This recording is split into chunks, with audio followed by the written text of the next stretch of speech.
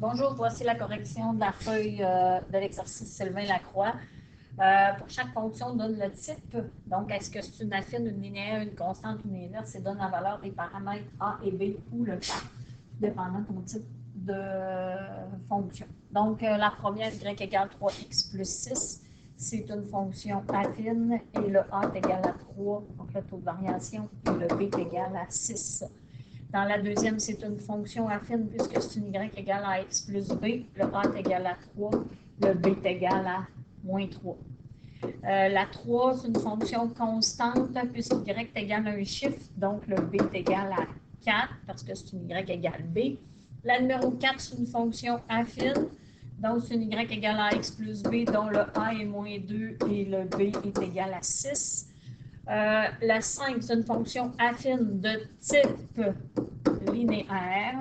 Donc, les deux, c'est bon. C'est une y égale à x dont le a est égal à 7 et le b est égal à 0.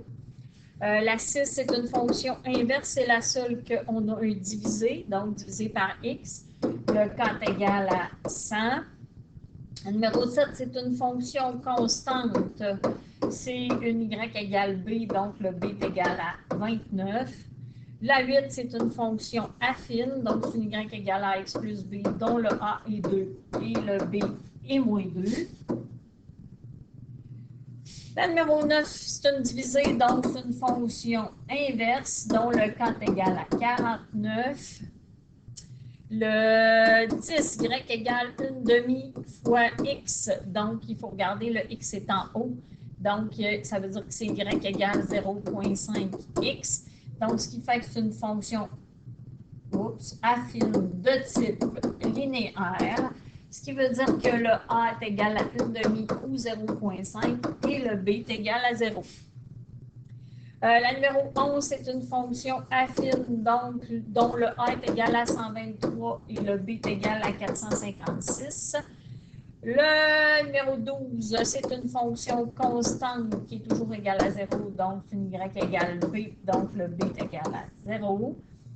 La numéro 13, c'est une ax plus b, mais c'est b moins ax, qui veut dire que c'est une fonction affine, dont le a est égal à moins 7, puisque le chiffre est devant le x, le a, et le b est égal à 6. La numéro 14, c'est une affine de type linéaire, donc le a est égal à 20, et le b est égal à 0. Et la numéro 15, c'est une fonction affine dont le a est égal à moins 2 et le b est égal à 5. Donc, il faut être capable de reconnaître les paramètres. Complète la table de valeurs et faire le graphique. Donc, on se rappelle qu'une règle, ça sert à calculer des points. Donc, si j'ai 0, je remplace 10 fois 0 plus 10. Donc, ça me donne 0 plus 10, ça me donne 10. Si je remplace par 1, 10 fois 1, ça me donne 10 plus 10, ça me donne 20.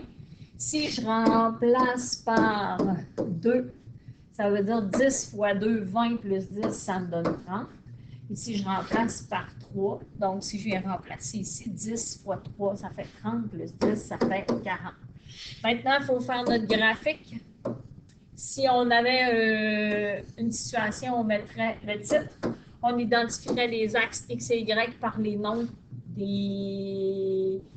le nom des variables au lieu de mettre juste X et Y. Maintenant, l'axe des X, on fait des séparations avec notre règle, tout égal, donc 0, 1, 2, 3, 4, 5.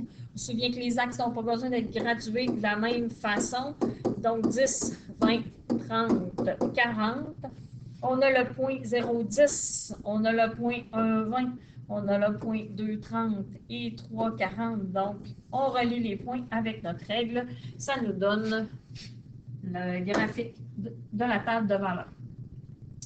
Trouve la règle, donc on sait qu'à 0, la valeur c'est b, donc on aurait pu vérifier que c'est une fonction constante. Non, le y n'est pas toujours pareil. C'est une fonction inverse.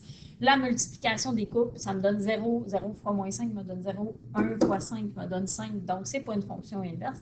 C'est une fonction affine y égale à x plus b. Quand on te demande la règle ou l'équation, tu dois écrire avec les chiffres, donc le a c'est y2 moins y1 sur x2 moins x1. Ce qui fait x1, y1, x2, y2.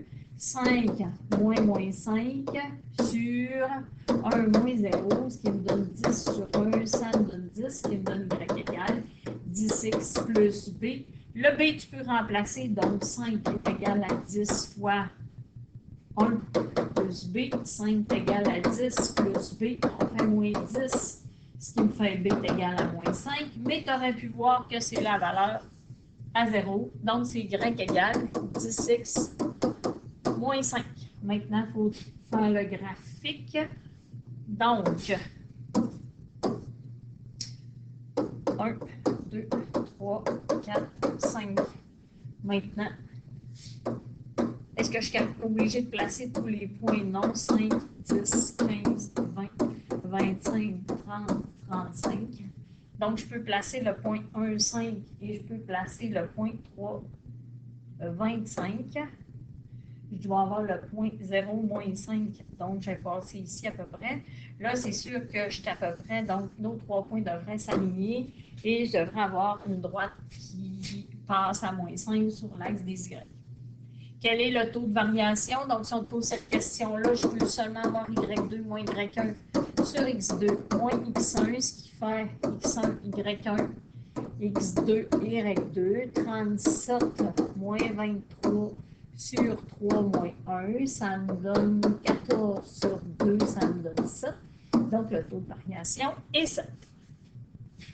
Si mon salaire est de 54 pour 3 heures, c'est un exemple, donc c'est une coordonnée pour 3 heures, j'ai 54. On se souvient que le Y, c'est la réponse. Pour 7 heures, j'ai 86. Donc, c'est mon X1, Y1 et mon X2, Y2. Quel sera mon salaire si je travaille 40 heures? Tu dois trouver l'équation, donc Y égale AX plus B. On trouve le A, Y2 moins Y1 sur X2 moins X1. 86 moins 54 sur 7 moins 3. Donc 86 moins 54, ça fait 32 sur 4, ça me fait 8. Donc ça me donne Y égale 8X plus B. On remplace par un point. Donc, je vais prendre le point 354 qui est égal à 8 fois 3 plus B. Ça me donne 54 égal à 24 plus B. B est égal à 30. Ce qui fait que la règle, c'est Y égale 8X plus 30. Puis, on remplace par 40 parce que le X, c'est le nombre d'heures, plus 30. Donc, ça me donne 4 fois 8, 32, 320 plus 30.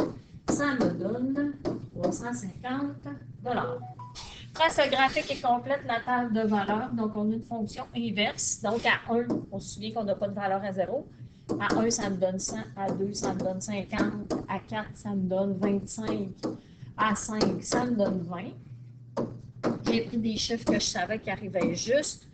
Donc, je me rappelle, si on a une situation, on met un titre, on met des identifications d'axes en mots. Donc, l'axe des X, c'est ici. 1, 2, 3, 4, 5. Donc, je peux faire des bonds de 1. Tandis que l'axe des Y, c'est 100, 50, 25, 20. Je peux faire des bonds de 20, 20, 40, 60, 80, 100. On se souvient que les bonds partent de 0. J'aurais pu faire des bonds de 25, ça va être plus facile pour moi de placer ça. 1, 100, 2, 50, à peu près là. Ils vont à peu près. 4, 25 et 5, 20. Donc, c'est une courbe d'une fonction inverse. C'est tout.